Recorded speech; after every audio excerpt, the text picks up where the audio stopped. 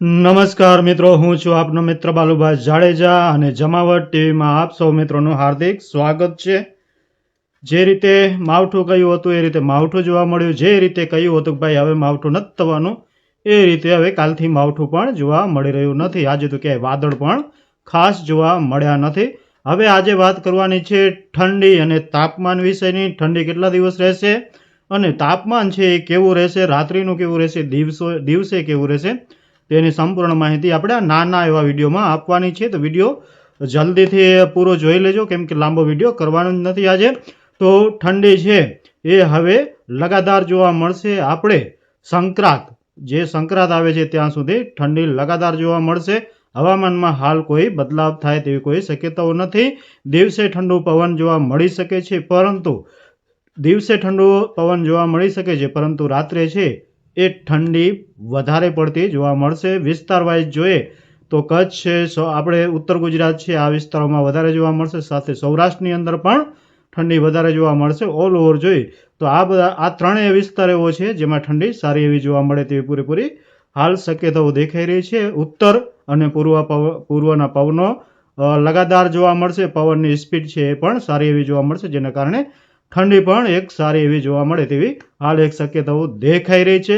All over જોઈએ તો આ ખેડૂતો માટે એક સારા સમાચાર કહી શકાય, કેમ કે હમણાં આપણે ઠંડી જોઈ જ નથી.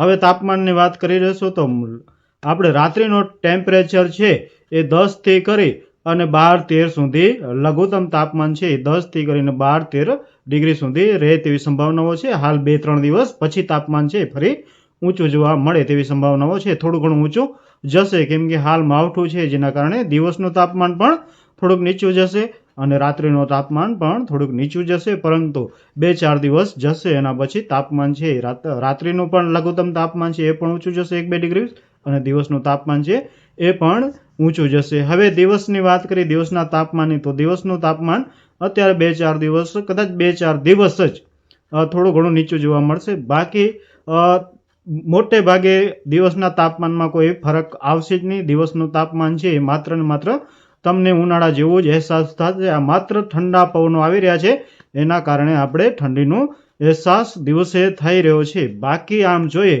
તો દિવસનું તાપમાન છે એ એના લેવલ ઉપર જ છે, ના તો નીચું છે ન ઊંચું છે.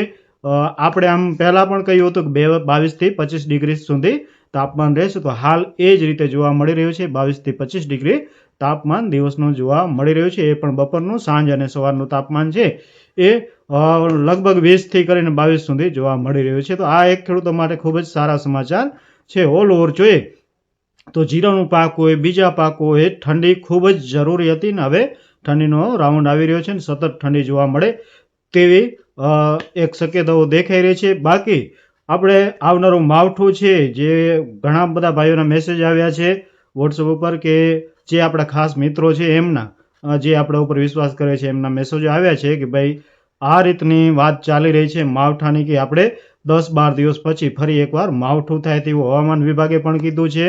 આંબાલાલ પટેલ પણ કહી રહ્યા છે. બાકી બીજા પણ આગાહીકારો કહી રહ્યા છે, એવું કહી રહ્યા છે. તમે શું કહી રહ્યા છો તે જરૂરથી જણાવો, તો અમે એ પ્રમાણે અમારું કામ છે એ કરી. તો બધાને ખાસ વિનંતી કે બસ 1-2 દિવસ રાહ જુઓ. 1-2 દિવસ પછી આપણે એ પણ કહીશું કે માવઠું થશે કે નહીં. પણ હા, એક નાનું એવું ઇનપુટ આપી દઉં, મને નથી લાગતું કે ભાઈ 10-12 દિવસમાં કોઈ માવઠું થાય. તો ચાલો ફરી મળશું નવી અપડેટ સાથે નવા વિડીયોમાં. ત્યાં સુધી દરેક ખેડૂત ભાઈઓને જય માતાજી, વંદે માતરમ, જય ભારત, જય જવાન, જય કિસાન.